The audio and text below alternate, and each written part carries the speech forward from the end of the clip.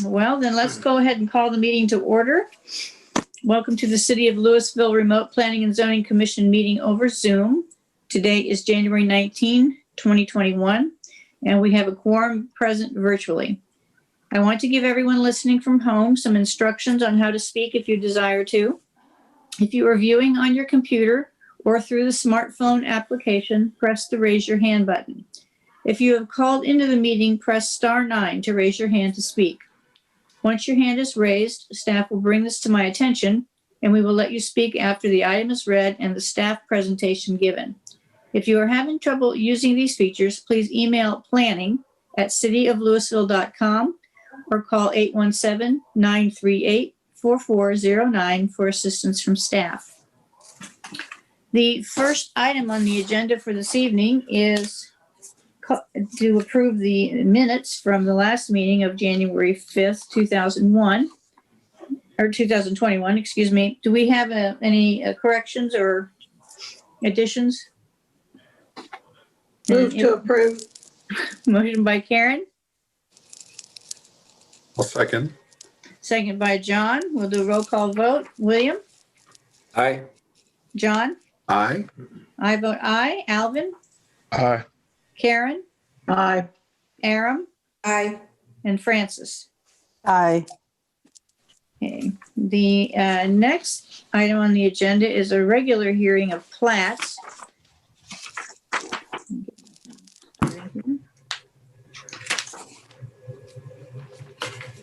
All right, hang on. All right, here we go. It's a regular hearing final plat of the GTM addition, Lot 1R, Block A, on 15.7 acres out of the A.G. King survey, abstract number 698, and the V.R. Sutton survey, abstract number 1153. Zoned light industrial, located at the southeast corner of State Highway 121 Business and South Valley Ridge Boulevard. Good evening, Commissioners. Staff has reviewed this plat and recommends denial due to the listed deficiencies.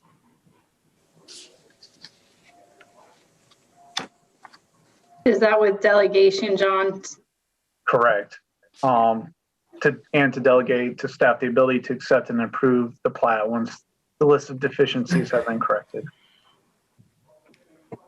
Okay. Are there any questions for John? If not, may I have a motion? Motion to deny the plat with giving staff approval after all the deficiencies are corrected. Motion is by William, Second. second by Aram. Take a roll call vote. William? Aye. John? Aye. I vote aye. Alvin? Aye. Karen? Aye. Aram? Aye. And Francis? Aye. Motion passes. We have two public hearings tonight. I'm going to be reading them together, and we can consider them together, as I understand. The first one is a consideration of a zone change request from warehouse district to heavy industrial district on approximately 10.03 acres out of the J.W. King survey, abstract number 695, and the J.H. Haven survey, abstract number 541, located on the east side of South Railroad Street, approximately 1,300 feet south of State Highway 121 Business, as requested by Stephen Homeyer of Homeyer Engineering on behalf of Harold Peck, H&A Peck Properties, the property owner.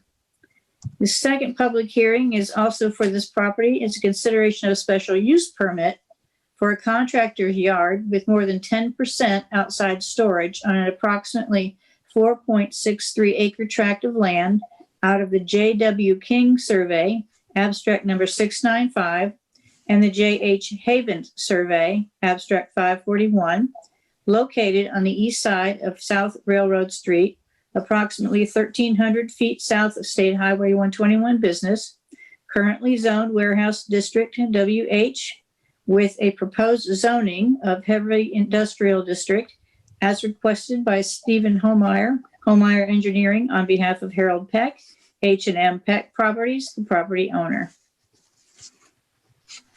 Commissioners, John Burns Construction is an existing construction company that is located in Louisville's Old Town transit-oriented development area. They're looking to relocate to a new location, which is off of South Railroad Street, south of State Highway 121 business. They're requesting both a special use permit for a contractor's yard with more than 10% outside storage, as well as a zone change request from warehouse district to heavy industrial. The heavy industrial zoning district allows for some of the most intense uses in the city of Louisville, but nearly all of these uses also require a special use permit, which provides additional consideration to the planning and zoning and city council for the appropriateness of these uses. Due to the limited availability of heavy industrial zone areas in Louisville, staff has no objection to the zone change request. The special use permit, so what they're proposing to do is, this is an undeveloped parcel of land that they are looking to replat into 3 separate parcels, one which the John Burns Construction will be located in the interior of the lot, and it is not located off of any public right-of-way, but will be located off of a private drive off of South Railroad Street.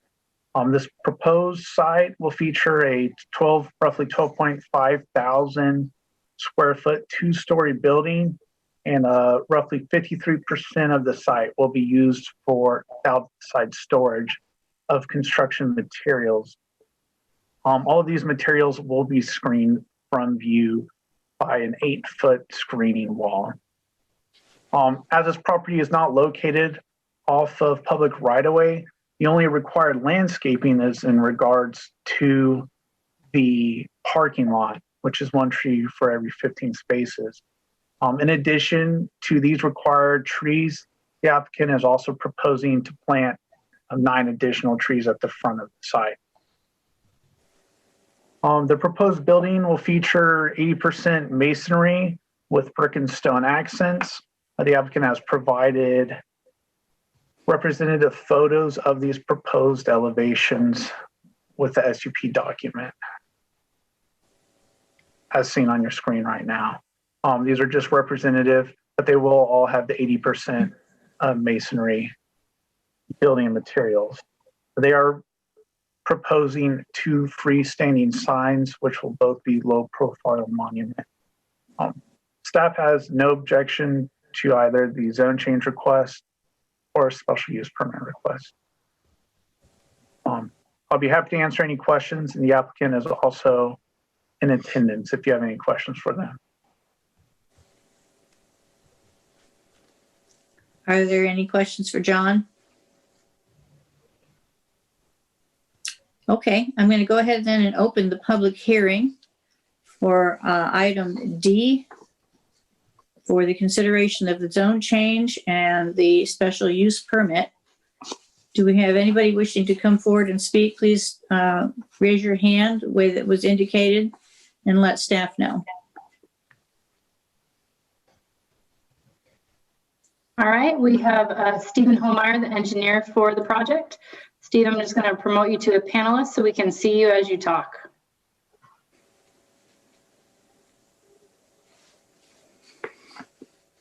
All right, yeah. My computer disconnected about the time you moved over, so I'm not sure. Can you see or hear? We can hear you. I can't see you. Okay.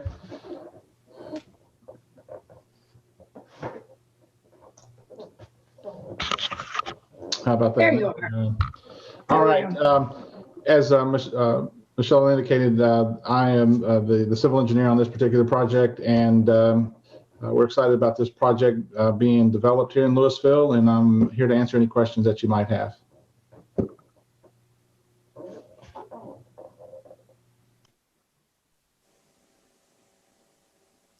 Do we have any questions for Mr. Holmeyer?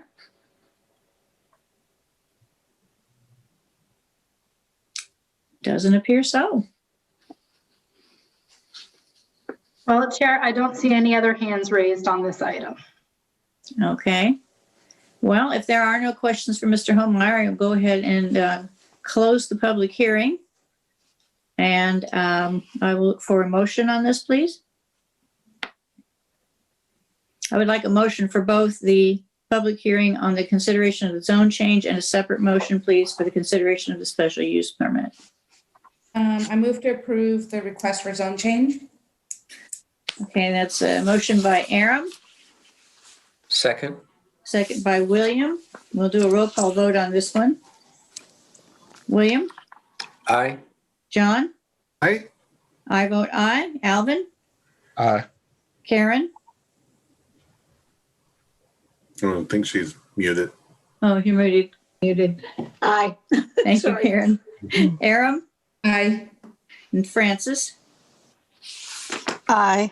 Okay, so motion passes on the zone change request. Now I'd like a motion, please, on the special use permit. Move to approve special use permit.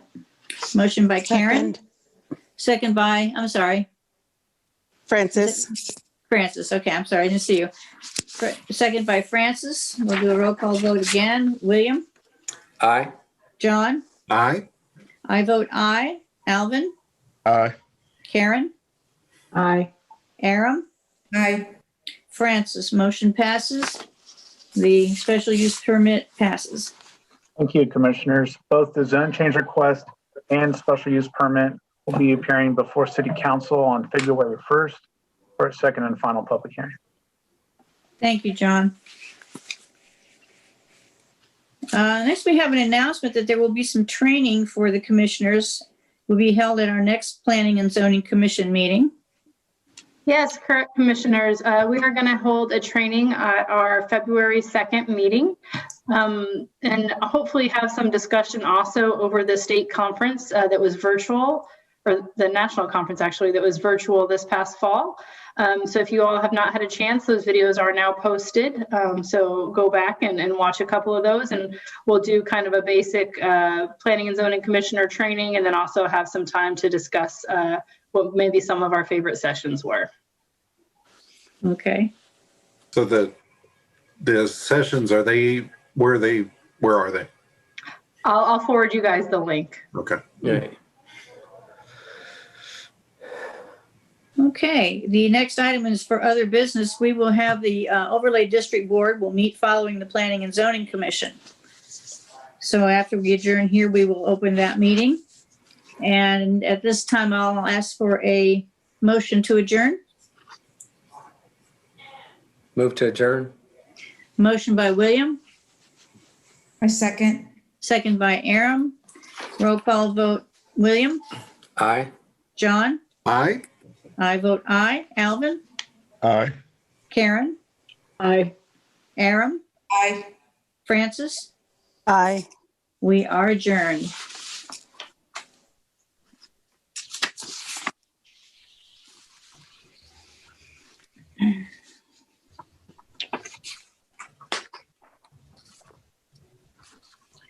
And call to order and announce that we have a quorum present for the overlay district.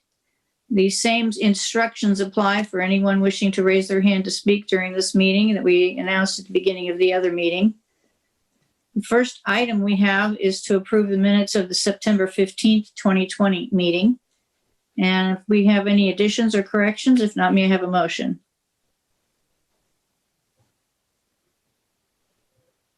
Move to approve. Is that for you? What, is that you, William? I think so. Okay. Yes.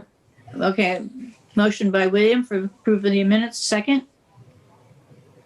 Second. Second by Karen. Roll call vote. William, Aye. John, Aye. I vote aye. Alvin, Aye. Karen, Aye. Aram, Aye. Francis. Aye. Okay, motion passes. The next item that we have tonight is consideration of 5 alternative standards associated with a proposed industrial building on 12-acre lot legally described as Vista Ridge MacArthur Addition, Block A, lots 2 and 4, located at the northeast corner of MacArthur Boulevard and State Highway 121 bypass. It's Zone Light Industrial District as requested by Todd Marishani of Holt Lunsford Commercial Investments. Board members, the Holt Lunsford Commercial Investments is proposing to develop 2 large office warehouse buildings on the northeast corner of MacArthur Boulevard and State 121 bypass, which is located in the I-35 overlay district and the transition sub-district. This proposed development will cater to smaller tenants with heavier office use and lower truck uses. The transition sub-district was not developed with large industrial office buildings in mind. And because of this, the standards are difficult for this type of development to meet. Due to this, the applicant is requesting several alternative standards with this proposed development. The applicant has submitted a concept plan for review with all of these alternative standards. The applicant has also worked extensively with staff to ensure that this development will work in conjunction with the neighboring residential development to the east. This includes working with staff to ensure that there'll be no mixing of the truck traffic with any of the residential traffic, as well as creating barriers to screen off the truck court from the eastern portion of the lot. You can see this in the concept plan, which is on your screen right now. On the eastern portion, there is a 12-foot masonry wall, which will also be screened. And there'll be no trucks allowed signs around the property so that all the truck traffic will be heading towards MacArthur Boulevard, as opposed to the Shelby Drive, which was developed with the intent of only residential traffic. The applicant is requesting 5 alternative standards, which are as follows. First alternative standard is to exceed a block perimeter of 24,000 feet. The overlay district requires all blocks to be less than 24,000 feet. Based on the current street layout, the applicant is unable to meet this requirement. Staff has no objection to this requested alternative standard. The overlay board may make a recommendation to City Council regarding this alternative standard. The second alternative standard is to use an alternative parking ratio in lieu of the 1 per 250. So in the I-35 transitional sub-district, the parking is a flat rate of 1 per 250 square feet of building area. The applicant is proposing to park this development using a ratio used for industrial developments outside of the overlay. And staff is currently drafting revisions to the I-35 overlay district to address future developments of this size. Staff has no objection to this alternative standard. The overlay board may make a recommendation to City Council. The third alternative standard is to reduce the percent of masonry to 20% for the front-facing facades. The overlay district requires an 80% brick or stone building material for each elevation in the I-35 transition sub-district. Before the overlay district, this proposed development was in Louisville's Brick Veneer Gateway, which had specific requirements for industrial or large office warehouse buildings such as this. The applicant is proposing to actually exceed which once was required in the Brick Veneer Gateway, and is looking to have 20% masonry for the street-facing facade. The staff has no objection to this request. The fourth alternative standard is to allow more than 3 colors per elevation. This is a fairly commonly requested alternative standard. The applicant is proposing to only use 4 colors for each elevation. This is actually being reworked in the I-35 revisions as well. The overlay board may approve this alternative standard. The final alternative standard is to reduce required secondary walkway. So in the I-35 overlay, each building elevation that has tenant entrances requires a secondary 12-foot walkway where this is required. So on this development, this would be on the southernmost building facing the 121 bypass. That'd be required to have a 12-foot walkway. This requirement was intended to have a more walkable environment as multiple tenants and increase pedestrian flow. Due to this type of development, this isn't necessary. The applicant is proposing to provide a 7-foot secondary walkway, and we're required here. And that's along with the 5-foot sidewalk that will be added along the access road. As staff has no objection to this alternative standard, the overlay board may recommend that to City Council as well. All other requirements in the transition subdistrict, such as landscaping, pedestrian amenities along MacArthur and the 121 bypass, the applicant is proposing to meet all other standards.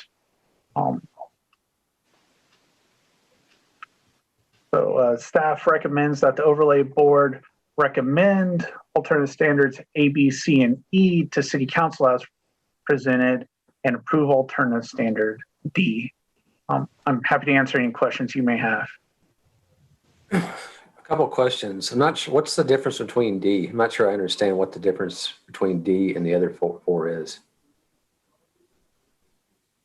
Oh, so the difference is depending on the percentage difference of a requested alternative. Are you asking why the overlay board can approve that as opposed to recommending approval? Why is it not in the first sentence, A, B, C, D, A, B, C, and E? Why is it a separate approval for that? Is the alternative standard, right? Right. So there's different requirements on what the overlay board can approve. So there's many alternative standards that you can approve outright. And then depending on the level of the alternative standard or how much different they're asking from the code, that's what has to be approved by City Council versus the alternative standard. So this percentage is different depending on if it's landscaping and building materials or other type of alternatives. Okay, I guess second question. So why is there such a huge difference on the masonry from 20 to 80 that we're allowing that? Sure. So it's what's required is 80% brick or stone, which essentially would not make any development, office warehouse development such as this, economically viable. Now the intent of this was always for mixed use, offices, restaurants, things of that nature. So when looking at alternative standards for this, and we look at other developments that have asked this, such as we had an office warehouse off of Corporate that went previously before y'all with the same alternative standard. And we kind of look at what we did before if this was not in the I-35 overlays. So that's why I brought up the brick veneer standard, gateway standards, which required 15%. So, and they're looking to meet 20% of that. So they're still looking at making an attractive facade from all the public right-of-ways while still making a viable project. So I'm just kind of surprised they're not doing something kind of in the middle and not 20%. It seems like, even though they're only like 5% over the previous, I guess, rule, why this particular type building, I guess trying to allow that? A lot of it comes down to this property is zoned light industrial, which has, by right, they're allowed to develop this type of use in a light industrial zone property. So the use is allowed by right, but the I-35 standards are what makes this type of use a little bit more difficult to develop in this area. But we've taken other warehouses such as this into transition sub-district, and these alternative standards are very similar to what has previously been approved. Okay. Last question I've got is what's is there any kind of sign that's going to be put on the Shelby Road sign? Because I can almost see that semis are not going to comply with that mandate to use that one entrance. So is there anything that is going to go on that street? I know it may be a transportation question, but that if they use that access, there's a certain citation that goes along with that. Good point.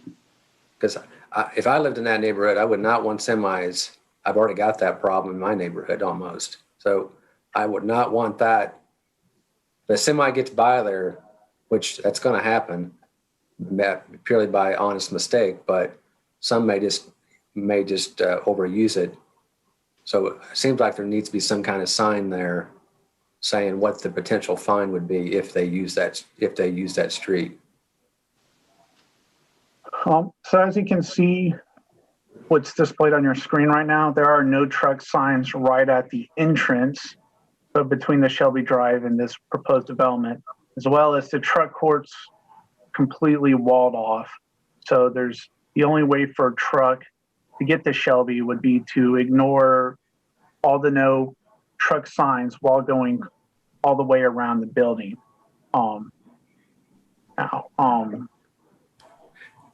Those are the. So what I mean, I hear you, but that's a sign that I can tell you, unless it's got some kind of deterrent, I can see somebody just going through there.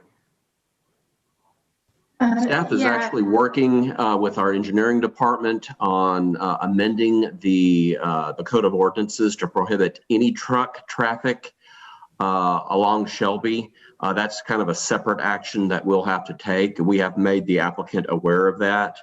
But I think the most effective deterrent is going to be the 12-foot wall that will prevent trucks from having a straight shot from Shelby. You'll see that they'll have to make a series of turns, either going in or exiting the site to get to or from Shelby. Most trucks like to have a very straight shot, and that entrance off of MacArthur Boulevard provides that straight shot for the trucks to enter and exit the site. And what size trucks, I guess, are we talking? We say truck, what's 18-wheelers. So 18, so a panel truck, are they allowed to use that entrance? Not if their destination is any businesses in this development. Now, if you have like a UPS truck that's accessing the neighborhood, that's considered a local destination. Okay. Those would be allowed. But again, like I said, we've got quite a few, I think a list of about 30 or 40 street segments in the city that were the operation of any large trucks that are not local destination deliveries or moving trucks, because some occasionally an 18-wheeler will enter a neighborhood to load up an entire household. Right. Those are exempted, but non-local destination trucks then would be prohibited from Shelby. And again, our engineering staff is working on that amendment. Okay. But that'll come before the transportation board at a later date. Okay.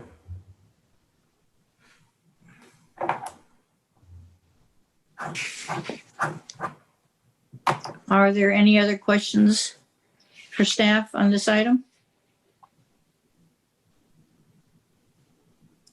Okay. So I'm clear, A, B, C, and E will go to council. D, we can approve. Correct. And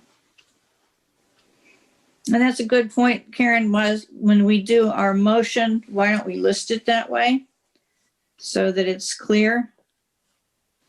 And if you all are ready, I'd entertain a motion on this item.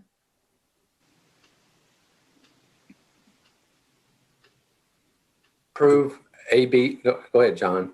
I was gonna ask, you want us to approve all but D, correct? I want you to go ahead and make a motion to approve or disapprove everything but D, and then we will do a motion for D separately since we can approve that ourselves. Okay, all right. So I'll make a motion for A, B, C, and E. To send to council for approval? To send to council for approval. Thank you. Okay, thank you. And may I have a second, please? First of all, that was a motion by John, Second. second by Aram. And a roll call vote on this one. William, Aye. John, Aye. I vote aye. Alvin, Aye. Karen, Aye. Aram, Aye. Francis. Aye. Okay, that motion passes. We will then be recommending those to city council. And item D for the color alternative standards, may I have a motion to approve or disapprove? Move to approve item D. Motion by Aram, Second. second by Karen. Roll call vote. William, Aye. John, Aye. I vote aye. Alvin, Aye. Karen, Aye. Aram, Aye. Francis. Aye. That motion also passes. And with that, may I have a motion to adjourn? Before you adjourn, I'd just like to quickly state that alternative standards items A, B, C, and E will be appearing before City Council on February 1st. Okay, thank you. Now may I have a motion to adjourn? So move. Motion by Alvin, I'll second. Second. Give it to Aram. second by Aram. Roll call vote. William, Aye. John, Aye. I vote aye. Alvin, Aye. Karen, Aye. Aram, Aye. Francis. Aye. We are adjourned. Thank you, everyone. All right. Good night. Bye. Aye. Bye.